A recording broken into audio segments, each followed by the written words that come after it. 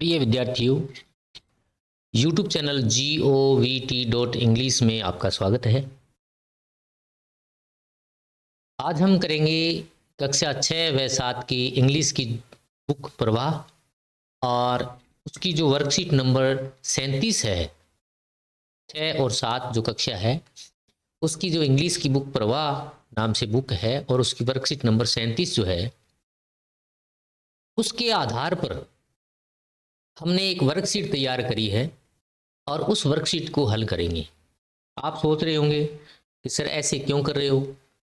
तो बच्चों, मोटा मोटी बात यह है कि अभी आप लोगों का जो असेसमेंट पेपर जो हुआ है RKSMBK का जो पेपर हुआ है, RKSMBK का जो पेपर हुआ है अभी, और उस RKSMBK के पेपर में हालांकि आप लोगों ने वर्कशीट भी अपनी कंप्लीट कर ली थी, आप लोगों ने अपने असेसमेंट भी सही तरीके से कर लिए थे, लेकिन जो पेपर हुआ उस पेपर को या तो आप लोग समझ नहीं पाए या आपने जो वर्कशीट करी थी उस वर्कशीट को समझ करके नहीं किया, आपने कहीं से नकल करी है या कॉपी करी है, कॉपी करके आपने उन वर्कशीटों को किया है। अब अंतर कहाँ आ गया कि आपने वर्कशीट भी कर ली और जब पेपर हुआ RKSMBK का जो पेपर हुआ उस पेपर में आप पिछड़ गए। तो सीधा सा उत्तर यही मिलता है कि आप लोगों ने जो वर्कशीट तैयार करी थी, वर्कशीट जो भरी थी आपने बुक में भरी थी, उस वर्कशीट को आपने समझा नहीं। आपने इधर उधर से नकल करके या वीडियो से कॉपी करके आपने उस सीट को तो भर लिया, लेकिन आप प्रश्न को तैयार नहीं कर पाए, आप उनकी डिटेल को नहीं समझ पाए। और अगर उसके बराबर या पैरेलल उसके या उस जैसे प्रश्न आपको दे दी जाए तो आप पिछड़ जाओगे। इस प्रकार की एक्टिविटी आपके सामने, हमारे सामने देखने को मिली है। तो YouTube चैनल GOVT.English ने यह फैसला किया है कि आपकी जो वर्कशीट में जो वर्कशीट में जो क्वेश्चन है, जो प्रश्न आते हैं, उन प्रश्नों को पहले तो समझाया जाएगा आपको अच्छे से। समझाने के बाद में फिर उसके हिसाब से आपको एक अलग से वर्कशीट तैयार करवाई जाएगी। आपको वो वर्कशीट अपने नोटबुक में नोट करनी है, अपनी डायरी या अपनी जो कॉपी जिस पे आप लिखते हैं उसमें आपको नोट करनी है और उस वर्कशीट को हल करना है। इस प्रकार से 5-5, 10-10 वर्कशीट अपन तैयार करेंगे ताकि आने वाले जो RKSMBK का जो पेपर है उसमें आप अच्छी तरह से तैयार कर पाओ और अच्छे जो रैंक है वो आपको मिले। तो बच्चों, हमने आज पकड़ी है आपकी वर्कशीट नंबर 37।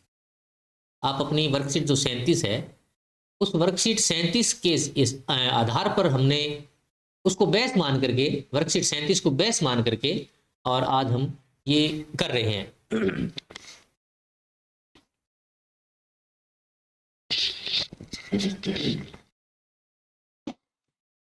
आप अपने वर्कशीट देखोगे, वर्कशीट 37 देखोगे और मैंने जो वर्कशीट तैयार करी है उस वर्कशीट में वो सारे क्वेश्चंस नहीं मिलेंगे। आप सोचोगे सर ये क्या हो गया। तो मैं फिर आपको बता दूं, वर्कशीट 37 तो आपने भर रखी है लेकिन उस वर्कशीट को आपने समझा नहीं। आपकी वर्कशीट 37 क्या कहती है, आपकी वर्कशीट कक्षा 6 और 7 की जो वर्कशीट है इंग्लिश की वो ये कहती है आपको इज एम आर का प्रयोग करना है। ये आपकी 37 नंबर वर्कशीट कहती है। आपने इधर उधर से नकल करके या कॉपी करके या इधर उधर से चुरा करके माल आपने वर्कशीट तो भर लिया, सर की डांट से, मैम की डांट से तो आप बच गए, लेकिन आप उस मैटर को अच्छे से समझे नहीं। इसलिए हमने वर्कशीट 37 को बेस मान करके, यानी उसको एक आधार मान करके उसके अनुसार हमने दूसरी वर्कशीट तैयार करी है और इस प्रकार की लगभग 10-10 वर्कशीट्स हम तैयार करेंगे ताकि आपको उस मैटर का अच्छे से नॉलेज हो जाए और आपको इस एम आर का अच्छे से प्रयोग करना आ जाए। मान लो वाक्य कोई अलग आ जाता है जो आपकी वर्कशीट में नहीं है, फिर भी आप उसको कर सको ताकि आपकी RKSMBK में अच्छी परफॉर्मेंस नजर आए और आप आगे सीख अच्छे से सीख जाओ आप। तो प्यारे बच्चों, इसमें क्या है, जो इज एम आर जो का प्रयोग होता है, ये आपको बता दूं, इज एम आर का प्रयोग प्रेजेंट कंटिन्यूस टेंस में किया जाता है। कौन से टेंस में? प्रेजेंट कंटिन्यूस टेंस में। प्रेजेंट कंटिन्यूस टेंस,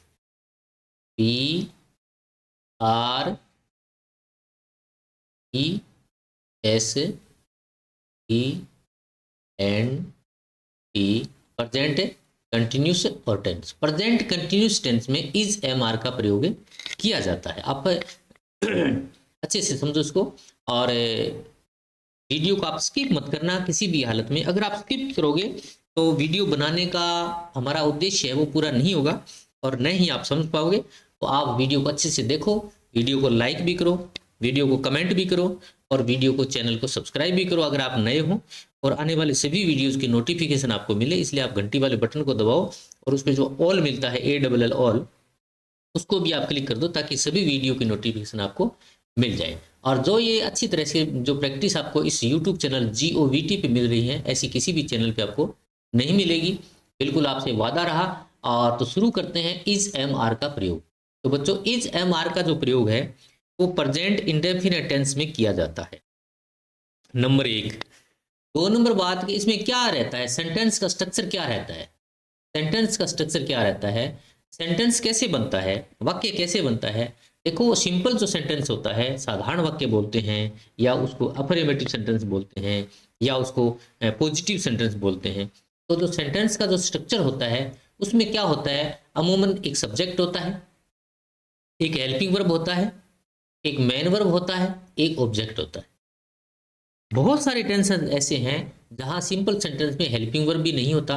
तब क्या होता है सेंटेंस का स्ट्रक्चर, तब एक सब्जेक्ट होता है, एक मेन वर्ब होता है और एक ऑब्जेक्ट होता है। 3 चीजें होती है, 3 चीजों को मिला करके एक सेंटेंस से बनता है। ओके, उम्मीद करता हूं ये बात आपको समझ में आ गई होगी। इस सेंटेंस में एक सब्जेक्ट होता है, एक वर्ब होता है और एक ऑब्जेक्ट होता है। और सिंपल सेंटेंस में सबसे पहले सब्जेक्ट लिखते हैं, इसको हिंदी में कर्ता बोलते हैं, फिर वर्ब लिखते हैं, इसको क्रिया बोलते हैं, और ऑब्जेक्ट लिखते हैं लास्ट में, इसको कर्म बोलते हैं, कर्म। ये चीज आपको अच्छे से समझ में आ गई। अगर समझ में आ रही है तो आप कमेंट में यस लिखें, अगर नहीं आ रही है तो वीडियो को दोबारा देखें। ओके, अब देखो जी, सबसे पहले कर्ता लिख दिया, उसके बाद में सहायक क्रिया आ गई या मुख्य क्रिया आ गई, ठीक है, और कर्म आ गया। 3 चीजें आती हैं। अब क्या होता है, सब्जेक्ट किसे कहते हैं, कर्ता किसे कहते हैं, कर्ता किसे कहते हैं, कर्ता उसे कहते हैं जो किसी काम को करता है या जिसके द्वारा कोई काम किया जाता है। जैसे मैं आपको पढ़ा रहा हूँ, ये मेरा पढ़ाने का काम है, आप पढ़ रहे हो, आपका रीडिंग का काम है, आप घर जाकर के प्लेइंग करते हो, खेलते हो, आपका खेलने का काम है। इस प्रकार से सब्जेक्ट वो होता है जो काम करता है। ओके, तो जो इस इज का जो प्रयोग लेंगे, इज का प्रयोग, इज के प्रयोग में क्या है, अगर ही है कर्ता काम करने वाला, जैसे यहाँ सब्जेक्ट ही है, सी है, इट है, या किसी का नाम है जैसे प्रकाश, रानी, कोमल, ये नाम आ गए, या कोई भी एक वचन करता हो, कोई भी एक वचन करता यानी एक हो, करने वाला एक हो, तो उसको एक वचन बोलते हैं। ही हो, सी हो, इट हो, किसी का नाम हो, या कोई भी एक वचन करता हो, उसको एक वचन करता बोलते हैं। उसके बाद में आती है बाई हेल्पिंग वर्ब। तो जब इज आता है, इज लिखते हैं, तो इज के साथ में हेल्पिंग वर्ब क्या लगेगी, इज के साथ में हेल्पिंग वर्ब, ये हेल्पिंग वर्ब लगेगी, सॉरी इज लगेगा, हेल्पिंग वर्ब इसका क्या लगेगा, और मेन वर्ब जो होगी इज के साथ, वो लगेगी वर्ब की फर्स्ट फॉर्म के साथ में आईएनजी। मेन वर्ब जो मुख्य क्रिया है वो लगेगी वर्ब की फर्स्ट फॉर्म के साथ में आईएनजी।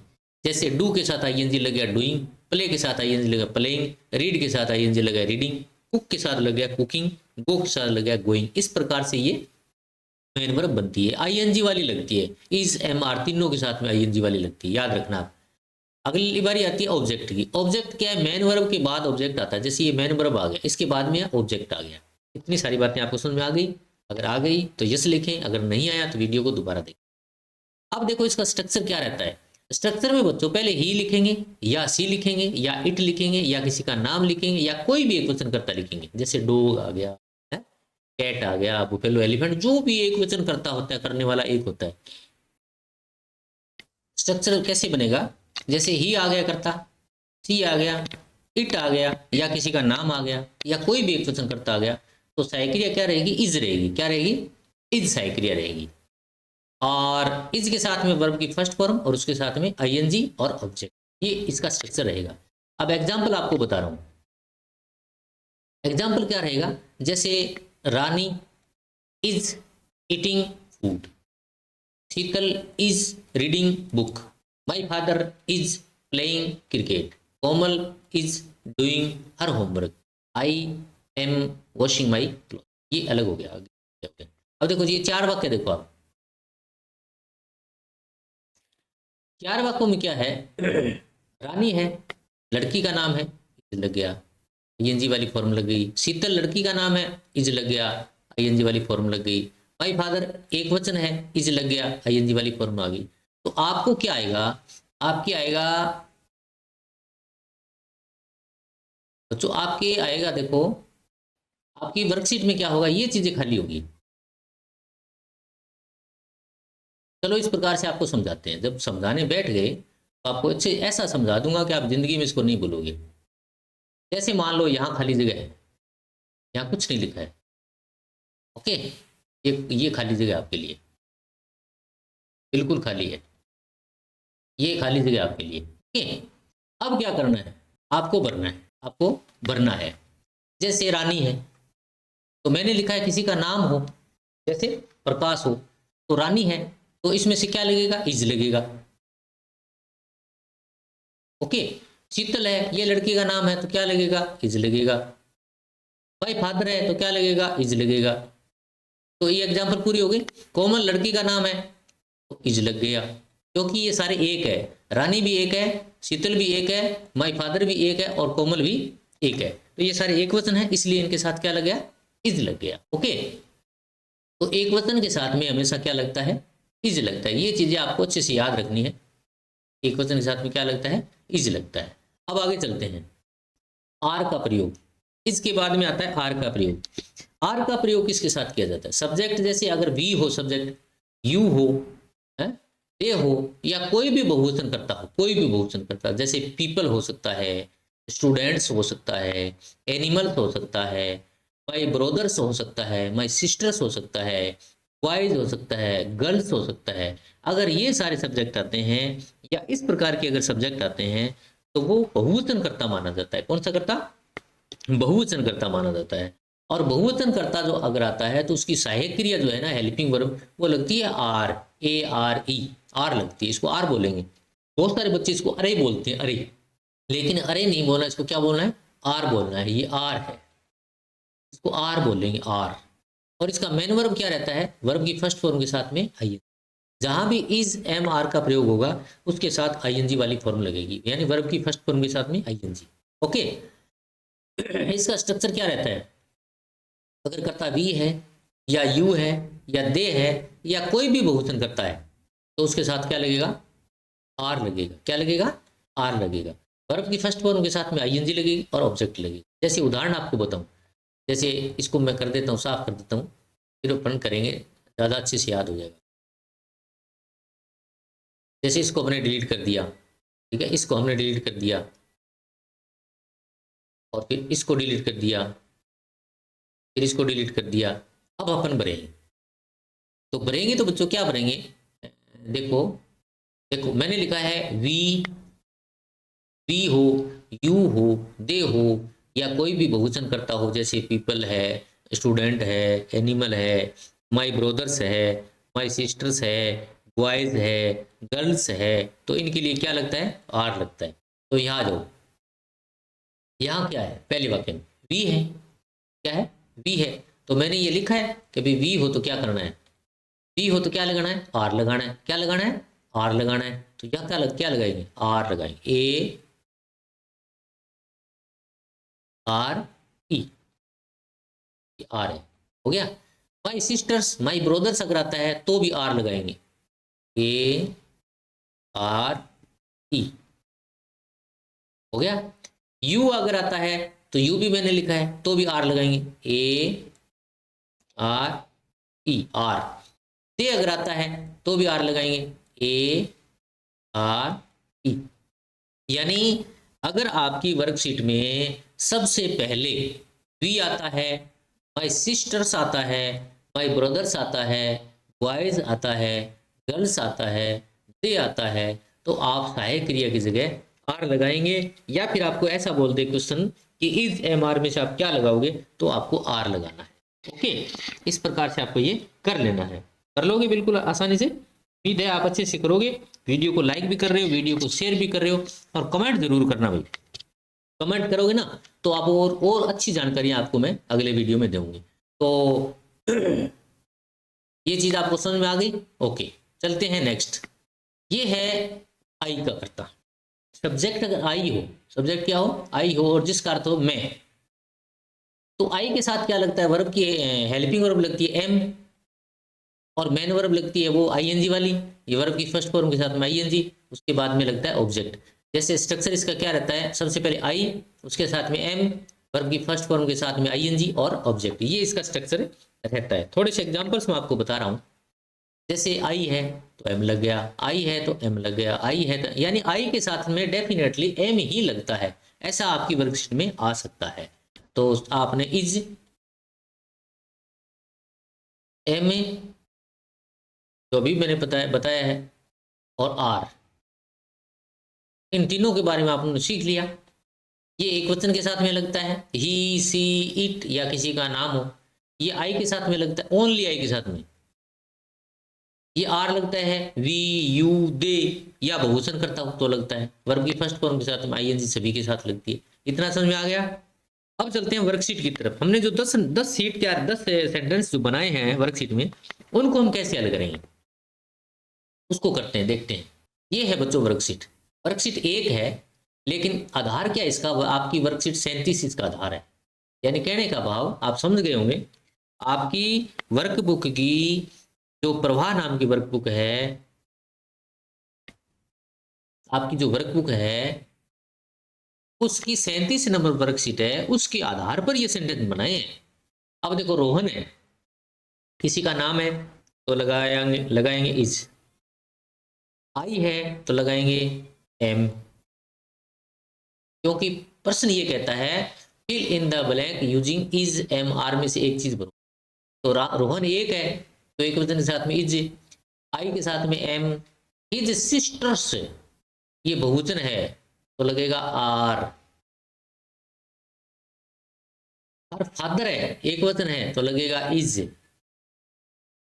बी बहुवचन है तो लगेगा आर, आई, आई क्या है, आई के साथ में एम लगता है, सी, सी एक वचन है, इज, दे बहुवचन है, आर, ये स्टूडेंट्स है बहुवचन है, आर, आई के साथ में एम। तो बच्चों ये 10 जो आपको सेंटेंस दिए गए हैं, उन 10 सेंटेंस को आप इस प्रकार से हल कर सकते हैं। तो आपको ये वीडियो कैसा लगा, वीडियो को लाइक करें, वीडियो को शेयर करें, वीडियो को कमेंट करें, और अगर आप चैनल में बिल्कुल नए हो तो आप वीडियो को सब्सक्राइब भी करें, चैनल को, यूट्यूब चैनल GOVT.English को।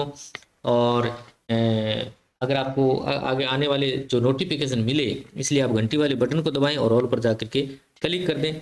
ये वीडियो, इस चैनल का जो वीडियोज है वो अपने सारे दोस्तों में शेयर करें, ताकि सभी को ये फ़ायदा मिल सके और आप अच्छे से इस चीज़ों को आप सीख सको। तो उम्मीद करता हूँ इस प्रकार की अगर 10 सीटें अगर डालेंगे तो आपके आने वाले RK SMBK के पेपर में किसी प्रकार की कोई प्रॉब्लम नहीं होगी। ओके, गुड बाय, मिलते हैं नेक्स्ट वीडियो में।